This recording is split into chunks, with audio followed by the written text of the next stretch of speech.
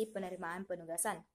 Penerimaan penugasan merupakan suatu tahap awal dalam suatu audit laporan, yaitu untuk mengambil keputusan, menerima atau menolak suatu kesempatan untuk menjadi auditor klien yang baru atau untuk melanjutkan sebagai auditor klien yang sudah.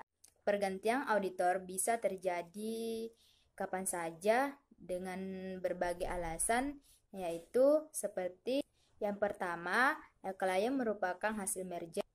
Yang kedua yaitu ada kebutuhan untuk mendapatkan jasa profesional. Yang ketiga yaitu tidak puas terhadap kantor akuntan yang lama, sehingga ingin mencari auditor honorarium yang lebih murah. Yang terakhir yaitu penggabungan antara beberapa kantor akuntan publik. Auditor terhadap penerimaan penugasan. Di sini juga auditor harus memiliki sikap terhadap penerimaan penugasannya. Yang pertama yaitu auditor tidak wajib menerima setiap permintaan untuk melakukan audit laporan keuangan yang diajukan oleh kliennya. Yang kedua yaitu auditor harus memikul tanggung jawab profesional terhadap masyarakat, klien, dan anggota profesi akuntan publik yang lain. Yang ketiga yaitu auditor harus menjaga kelangsungan kepercayaan terhadap masyarakat, profesi, dan menjaga independensi, integritas, dan objektivitas. Penerimaan dan perikatan audit. Pertama, penerimaan audit. Dalam penerimaan audit terdapat sebuah perikatan, di mana perikatan adalah kesepakatan kedua belah pihak untuk mengadakan suatu ikatan perjanjian. Dalam perikatan audit, klien mengadakan ikatan perjanjian kepada auditor. Klien mengadakan pekerjaan audit atas laporan keuangan kepada auditor, dan auditor sanggup melaksanakan pekerjaan audit tersebut berdasarkan kompetensi profesionalnya. Langkah awal pekerjaan audit adalah pengambilan keputusan untuk menerima atau menolak perikatan audit dari calon klien, dan menghentikan atau melanjutkan perikatan audit dari klien berulang. 2. Memutuskan penerimaan perikatan audit. Terdapat 4 langkah yang harus dilakukan dalam mempertimbangkan setiap permintaan audit. Pertama, mengevaluasi integritas manajemen dengan cara melakukan komunikasi dengan auditor pendahulu, meminta keterangan kepada pihak ketiga, serta mereview pengalaman auditor pada masa lalu dengan klien. Identifikasi keadaan khusus dan resiko biasa. Hal-hal yang perlu diperhatikan yaitu: pertama, mengidentifikasi pemakaian laporan audit. Kedua, mendapatkan informasi tentang stabilitas keuangan dan legal calon klien dan masa depan. Dan ketiga yaitu mengevaluasi auditabilitas perusahaan klien. 3. Menilai kemampuan untuk memenuhi standar umum auditing dengan cara: pertama, penentuan kompetensi untuk melaksanakan audit. Kedua, pengevaluasian independensi. Ketiga, penentuan kemampuan melaksanakan audit secara cermat. 4. Menyiapkan surat penugasan audit. Surat perikatan audit dibuat oleh auditor untuk kliennya yang bertugas untuk mendokumentasikan dan menyetujui auditor atas penunjukan oleh klien, tujuan dan audit pertanggungjawaban yang dipikul oleh auditor untuk kliennya, serta pertanggungjawaban laporan keuangan auditan serta bentuk laporan yang akan diterbitkan oleh auditor.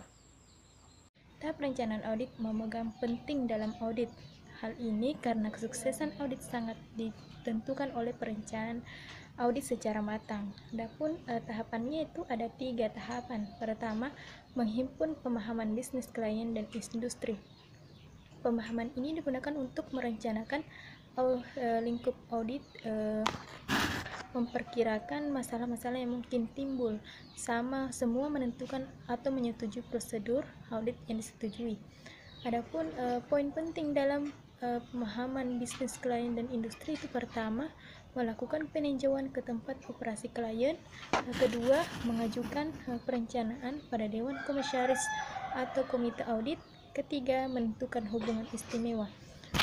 Dan kedua dari tahap perencanaan audit yaitu mempertimbangkan dampak pernyataan akuntansi dalam auditing. Mempertimbangkan dampak dari pernyataan akuntansi dan auditing tertentu yang relevan, ada beberapa langkah, yaitu alasan auditor merencanakan penugasan dengan tepat, dan kedua yaitu pelibatan auditor merencanakan penugasan dengan tepat. Adapun tahap perencanaan yang ketiga yaitu melakukan prosedur analitis. Nah, tujuan penggunaan prosedur analitis dalam tahap perencanaan itu ada beberapa, yaitu pertama manfaat penggunaan prosedur analitis dalam tahapan perencanaan, dan kedua yaitu penggunaan prosedur analitis dalam tahapan perencanaan. Pembuktian serta penerimaan perikatan perencanaan audit. Bukti audit.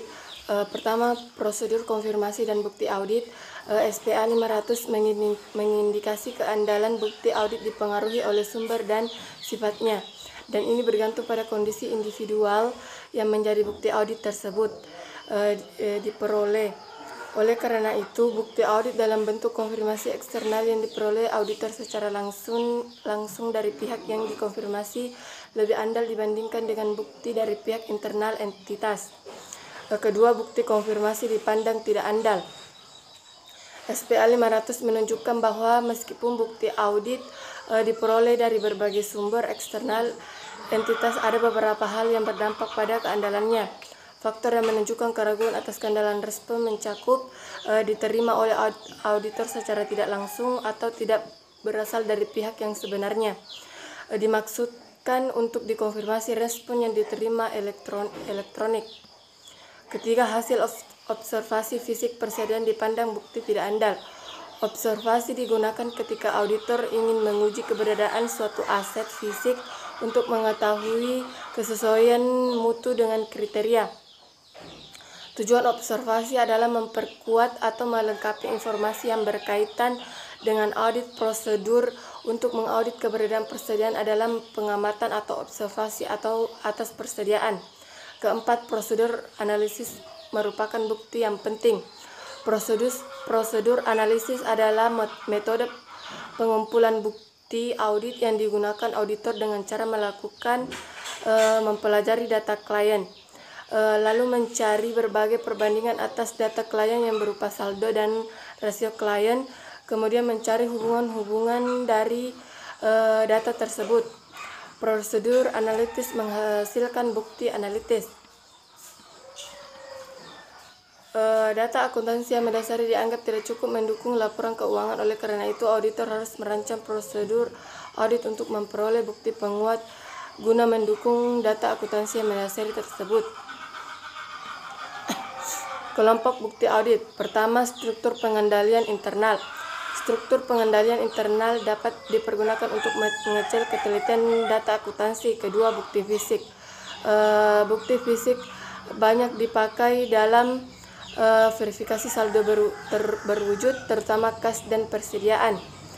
Ketiga, catatan akuntansi. Catatan akuntansi seperti jurnal dan buku besar merupakan sumber data untuk membuat laporan keuangan. Keempat, bukti dokumenter. Bukti dokumenter merupakan bukti yang paling penting dalam audit.